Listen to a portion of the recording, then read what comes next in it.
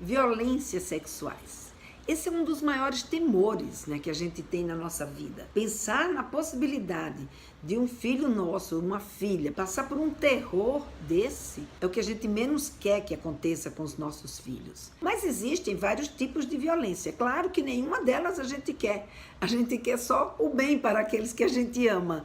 Então, se a gente quer só o bem para aqueles que a gente ama, é necessário que a gente entenda essas violências para que a gente possa ajudar os nossos filhos a se prevenir. Porque há muitas coisas que a gente pode fazer para poder preveni-las. E o que eu estou chamando aqui de violência são violências que vão além daquelas que são criminalizadas, como, por exemplo, o estupro, o abuso sexual, a exploração sexual de meninas. Eu estou falando aqui de mais 3 violências, que são violências que eu faço questão de trazer aqui, porque elas também fazem parte de um contexto como esse. Então, quando a gente pensa na gravidez na adolescência, por exemplo, a gravidez na adolescência, ela é uma forma de violência para essa garota.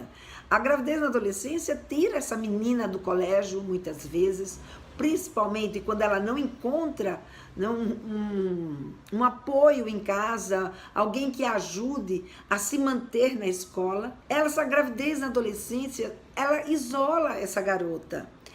As meninas, as amigas dela, os amigos dela, começam a ter um ritmo de vida, quer dizer, começam não, né? Dão continuidade ao seu ritmo de vida, de viagens, de ir pra balada, de namorarem, de ir para cinema, ir para vários eventos e principalmente estudar. Enquanto que essa garota, ela começa, ou esse garoto, né, porque os meninos também ficam grávidos, eles também têm que assumir essa responsabilidade, enquanto eles muitas vezes têm que parar de estudar para poder trabalhar, ou até pode ser que não saia da escola, mas passa a estudar num horário, como horário noturno, que muitas vezes dificulta a aprendizagem deles, porque não é brincadeira você passar o dia todinho trabalhando e chegar à noite ainda ter espaço mental para poder assistir às aulas, né? Para poder entender aquilo que uma professora está lhe ensinando ou aquilo que você está precisando aprender.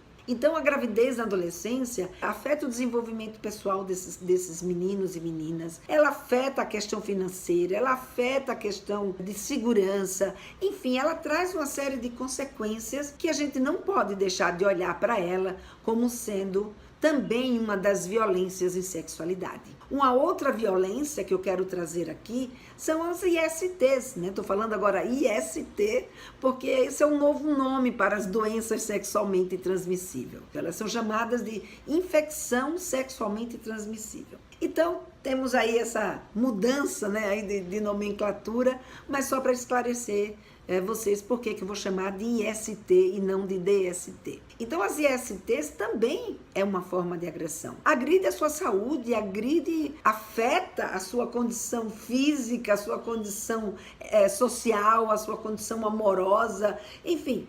E ninguém merece, né? Tá pegando doença sexualmente transmissível e afetando a vida e a saúde desse jeito. É possível também você evitar doenças sexualmente transmissíveis. Tem vários mecanismos para a gente poder orientar os nossos filhos e educá-los para que eles saibam como se defender de uma doença sexualmente transmissível. Embora a Organização Mundial de Saúde ela conceitue a violência sexual como sendo qualquer forma de sexo ou de tentativa de obter sexo, ou mesmo investidas que se faz, comentários sexuais indesejáveis. Tudo isso, como também tráfico de garotas ou de garotos, ou qualquer outra forma, né, de atitude que seja que vá contra a sexualidade de uma pessoa e ainda por cima feita à base de coerção. Isso é o que a OMS considera a violência sexual. Mas, como eu disse para vocês, eu quero aqui na nossa conversa ampliar esse conceito de violência. Não só essa questão, né, da coerção, mas também de violências por falta de preparo, por falta de respeito, por falta de conhecimento ou até por falta de experiência. As pessoas podem viver também como violência, incluindo uma outra forma de violência cada vez mais frequente e cada vez mais absurda, que é a homofobia. Eu vou trazer aqui para vocês um pouco de conhecimento sobre cada uma dessas situações para que a gente possa expandir, né, a nossa visão e ajudar de fato os nossos filhos a se prevenir e saber identificar quando eles podem estar em risco ou mesmo identificar cenários ou identificar situações que eles percebam que ali não é para eles, que é melhor eles sair fora. Ou mesmo de estar atenado e quando,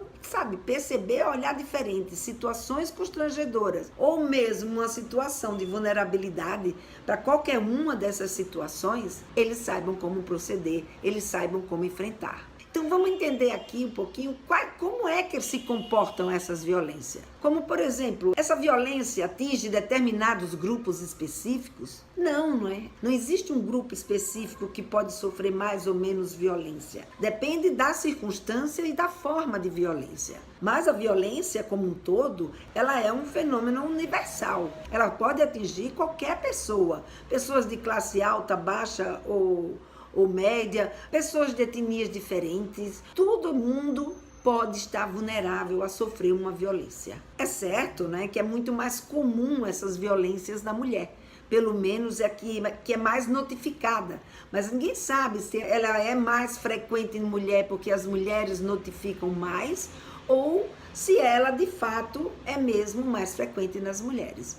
O fato é que isso é uma possibilidade, principalmente com as meninas, né, adolescentes e com as mulheres mais jovens. Essas violências são muito mais comuns nessa faixa etária, mas isso não exclui as outras pessoas nem as outras características que faz parte da nossa vida, que criam determinados grupos. Então, não podemos olhar para grupos, a gente tem que olhar individualmente, dentro da sua casa, dentro da sua família, como é que a gente ver a vida e a gente pode conduzir situações, né, para que essas nossas filhas e também os nossos filhos não caiam em nenhuma armadilha e sejam vítimas de qualquer uma dessas violências. E diante de tudo que eu li, tudo que eu aprendi na minha vida, uma coisa eu estou certa: a chave para a prevenção dessas situações é o diálogo. É a forma que a gente tem de ajudar os nossos filhos. É tendo um diálogo com eles. Discutir, conversar sobre sexualidade, independente do que seja. Não precisa necessariamente ir para falar de abuso nem de estupro, não. É para a gente falar com eles sobre como é que a sexualidade se comporta naquela fase em que ele está vivendo. Dar condições através de ensinamentos, de informação, como a sexualidade se processa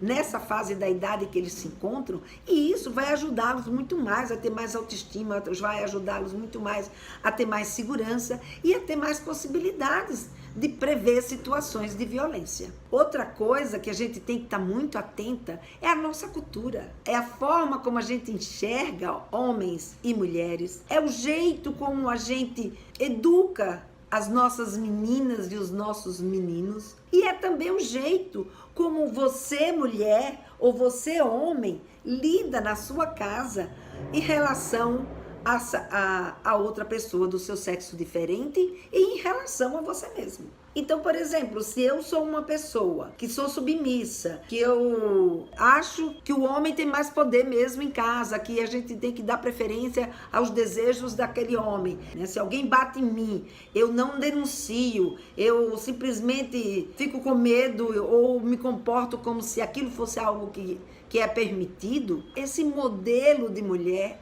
esse jeito de você ver a sua vida, é um modelo que a sua filha vai levar com ela.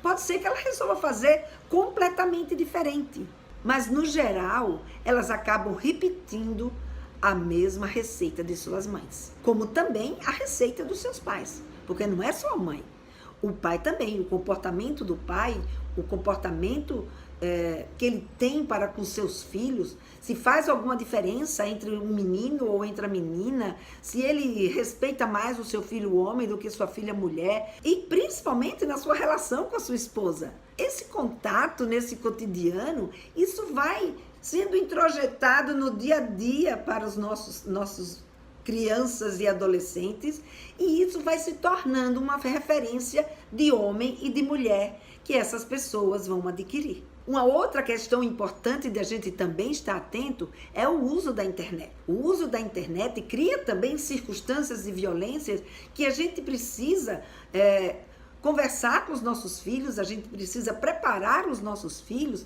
para que eles saibam usar de forma correta, para que ele não caia também numa situação de vitimização em função de não saber como lidar com esse mundo virtual, que é um outro mundo, não é? É um outro mundo. Então, hoje, a gente vive em dois mundos. Então, a educação dos pais, ela tem que ser redobrada. A educação que os pais têm que dar para os seus filhos tem que ser, assim, é muito mais exigente. Hoje, um pai, ele precisa saber como é que funciona esse mundo na internet. E ele precisa saber como é que funciona esse mundo dos seus filhos aqui no presencial. É muito importante que esse pai tenha, sim, o diálogo. Vê aí como o diálogo está sempre presente.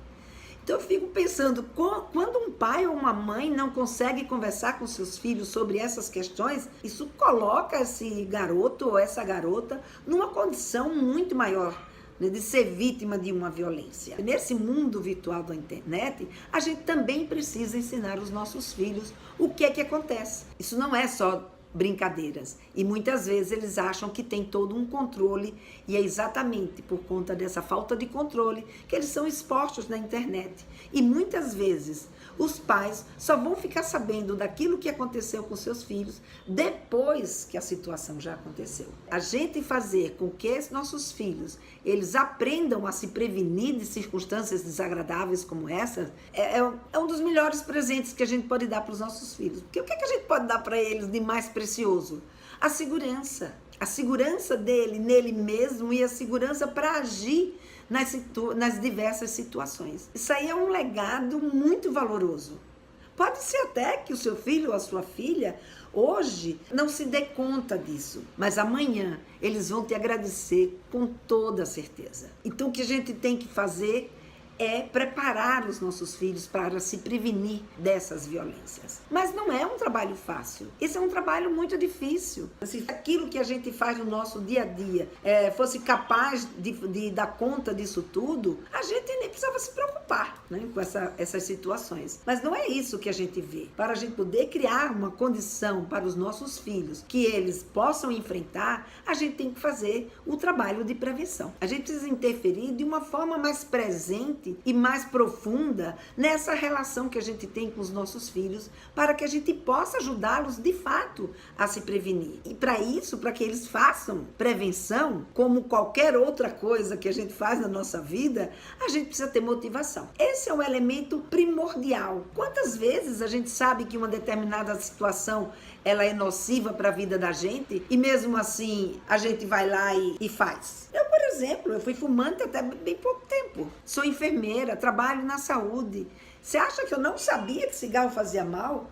Claro que eu sabia, mas eu não tinha uma motivação interna para poder achar que valia a pena eu não fumar. Que valia muito mais a pena eu ficar sem fumar do que eu viver aquele momento que eu sentia verdadeiro prazer, né, em estar com o meu cigarro. Mas até que um dia o cansaço começou a bater e como eu adoro dançar, e principalmente dançar o meu forró, então eu comecei a perceber que eu estava cansando muito e com isso eu tomei a decisão de não mais fumar e aí faz mais de um ano que eu tô sem fumar. E para minha felicidade, eu tô me sentindo muito bem e não tive nenhum problema de abstinência, que é uma das coisas, né, que a gente se preocupa mais. Mas eu trouxe essa história para a gente entender por que não é fácil um garoto se prevenir. Muitas vezes a gente fala, nossa, mas também ele deu bobeira, por que ele não se preveniu? Ou, sabe, é tão fácil usar camisinha, por que eles não usam camisinha? Tem uma série de circunstâncias que vão interferir nessa nossa motivação. E são apenas 3 situações que motivam a gente a fazer uma coisa. A primeira situação é a situação biológica, né? Aquela da sobrevivência. Então, se eu tô com fome, eu vou e como. Se eu tô cansada, eu durmo. Se eu tô com sede, eu tomo água.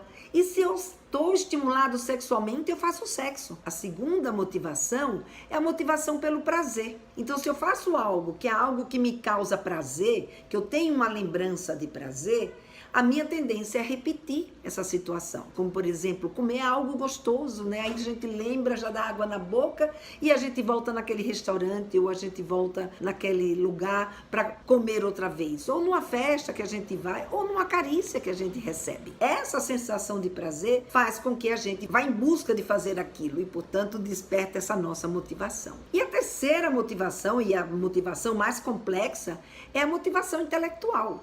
É nessa que se insere a prevenção. Como eu disse para você, mesmo sabendo que aquilo pode fazer mal à nossa vida, se a gente não encontrar uma razão muito forte para que eu deixe de viver isso aqui hoje, em benefício de algo que eu vou ter mais adiante ou no futuro, então eu não faço aquilo. Eu só faço se eu conseguir perceber que vale a pena eu fazer isso na minha vida. Enquanto eu não tiver essa consciência, enquanto eu não tiver essa percepção, eu não consigo fazer aquilo que eu até sei que deveria fazer, mas vários fatores acabam interferindo e a gente acaba não fazendo. Então, essa motivação intelectual é motivação para estudar, motivação para trabalhar, motivação para elaborar planos e motivação para se prevenir, porque a prevenção não é uma coisa nata, não é algo que a gente nasceu com ela.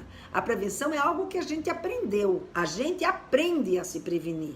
Então, nessas circunstâncias, daquilo que eu aprendo, eu preciso ter, então, uma motivação intelectual para que eu possa, de fato, pôr em prática aquilo que eu aprendi. E para que a gente consiga motivar os nossos filhos, os nossos adolescentes, a fazerem prevenção, seja do que for, mas principalmente prevenção em sexualidade, é fundamental que a gente invista nesse trabalho, ou seja, ir além daquela educação sexual que a gente faz no dia a dia. Então, é para a gente poder despertar essa motivação nos nossos filhos, a gente precisa fazer um trabalho de educação em sexualidade. Um trabalho que a gente tenha como objetivo a prevenção em sexualidade para os nossos filhos. E a educação sexual para a prevenção, que a gente vê hoje a maioria dos pais fazerem, é aquele tipo de prevenção que é a prevenção da esperança. Ou seja, eu espero que meu filho use camisinha, eu espero que a minha filha tome pílula,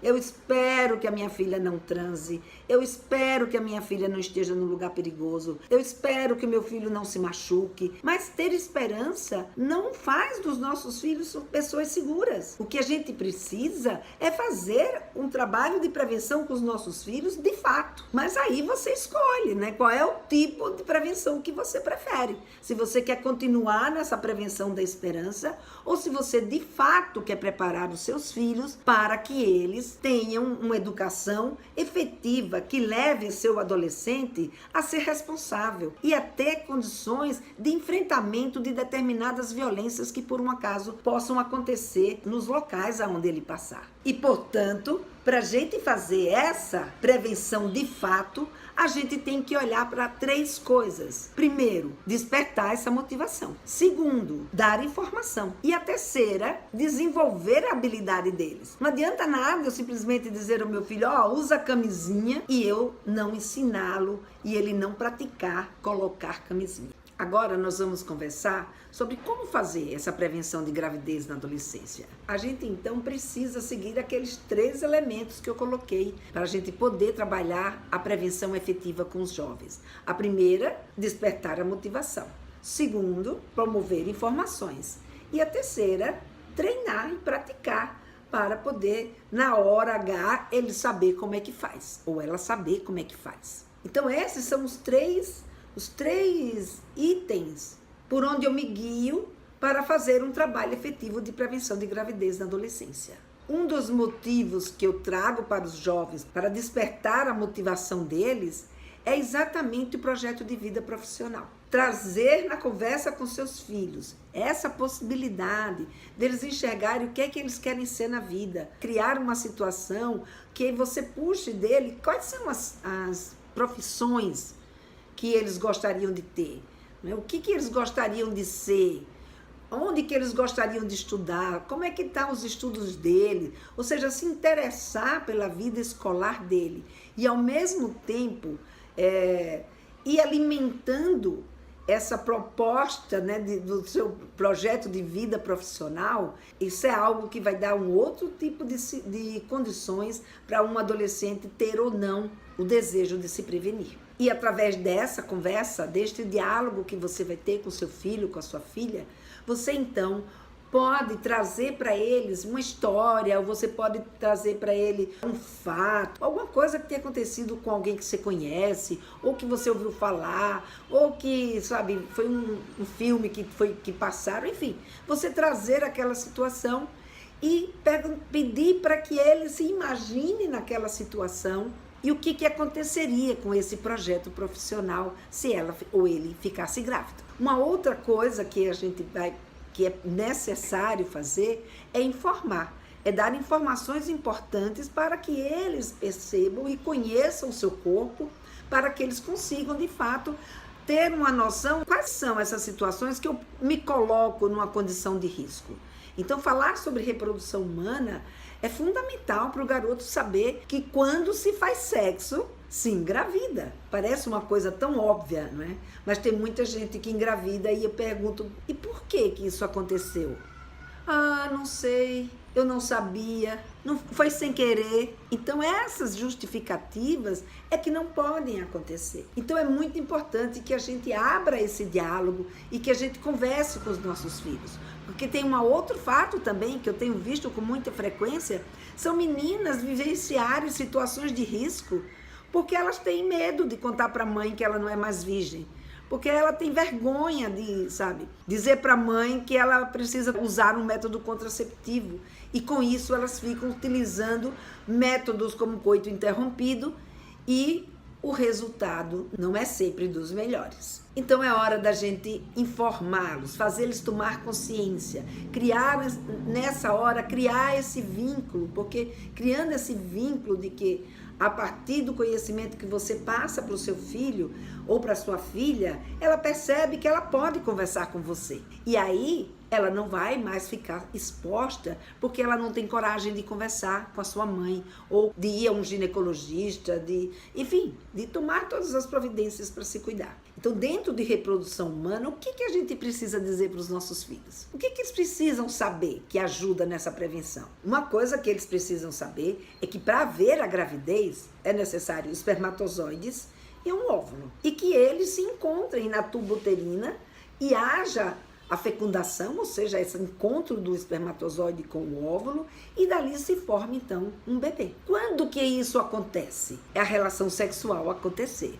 Eles saberem que os meninos estão o tempo inteiro fértil, ou seja, os meninos, eles produzem espermatozoide todos os dias e, portanto, sempre que ele transar, ele terá espermatozoides ativos capazes de fecundar. Outra coisa também é saber que a menina, ela não produz os óvulos, ela já nasce com todos os óvulos e quando ela entra na puberdade que começa a menstruar, ela então começa a amadurecer esses óvulos. Então, quando ela amadurece esses óvulos e ele é liberado pelo ovário, ou seja, ele sai do ovário e cai na tuba uterina, então é aí que a gente diz que aconteceu uma ovulação. E esse óvulo, ele vai ficar vivo dentro da mulher por 24 horas. Já os espermatozoides, eles duram mais tempo. Eles ficam até 72 horas lá dentro, bonitinhos, entendeu? Então, não, mas eu transei, meu período fértil, meu dia fértil é hoje, eu transei 2 dias atrás. Pode ter espermatozoides vivos ainda capazes de fecundar e a gravidez acontecer. Então, esse é um conhecimento que ele é importantíssimo de um jovem saber. Muitas meninas não têm a menor ideia do que seja o seu período fértil. E é por isso que muitas vezes elas acabam engravidando. O grande problema é a gente calcular este bendito dia fértil, né? Porque a única coisa que a gente sabe até hoje é que quando a gente ovula, 14 dias depois a gente menstrua. Ora, mas aí já aconteceu a ovulação. Então, quando eu sei, quando eu ovulei, 14 dias atrás ela já aconteceu. A gente precisou, então, criar um método e sobre isso eu vou falar com vocês na aula sobre métodos contraceptivos. E aí, quando há esse encontro dos espermatozoides com o óvulo, na verdade, um único espermatozoide, né, quem vai entrar e fazer acontecer essa fecundação, e aí então esse óvulo não é mais óvulo, agora ele se torna um ovo. E esse ovo, ele vai rolando, né, pelas tubas uterinas, que são as trompas, né, até que chega no útero. E quando ele chega lá no útero, ele pega e gruda na parede do útero. Gruda na parede do útero como, sabe, um carrapato gruda na pele de um bicho. E aí ele vai sugar os nutrientes necessários da mãe até que se forme o cordão umbilical. E aí ele vai sendo alimentado através da circulação sanguínea de sua mãe. E para falar de reprodução, existe muito mais detalhes na reprodução que a gente também precisa falar com eles. E para vocês poderem fazer isso, ou seja, saber o que é de informação sobre reprodução que eu tenho que falar com meu filho. Para ajudar vocês nesse sentido, eu peguei perguntas sobre reprodução e coloquei em um arquivo que vocês vão poder fazer um download.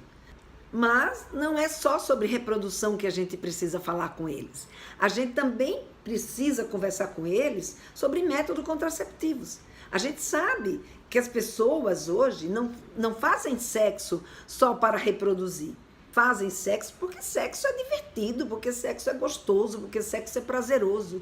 E hoje esse sexo é feito com muito mais liberdade e muitas vezes em idade até bem inferior do que já aconteceu um dia. Então é importante que os nossos filhos, se eles têm já um relacionamento de intimidade e que pretende ou já estão tendo um relacionamento sexual, eles precisam saber sobre os métodos contraceptivos. Senão, a gente vai voltar para aquela prevenção que é a prevenção da esperança. Espero que ela não engravide. Espero que ele não seja pai tão cedo. Então vamos lá, vamos para a prevenção de fato. E para haver uma prevenção de fato, tanto a garota quanto o garoto precisam utilizar métodos contraceptivos. E daí a importância de se conversar tanto com o menino quanto com a menina sobre os métodos contraceptivos que existem. Embora para o homem só tenha um tipo de método para ele utilizar, que é a camisinha, ele precisa saber o que é que existe também para as mulheres, até para que eles possam discutir isso com as suas parceiras, com as suas namoradas, porque a prevenção é também uma preocupação e uma ação de homem. Ou seja, quem pensa que prevenção não é coisa de homem, tira isso da cabeça. Prevenção, para ela acontecer, é coisa de homem e é coisa de mulher. Ambos precisam se preocupar com essa prevenção. Então vamos lá, vamos fazer eles saberem conhecer também esses métodos contraceptivos.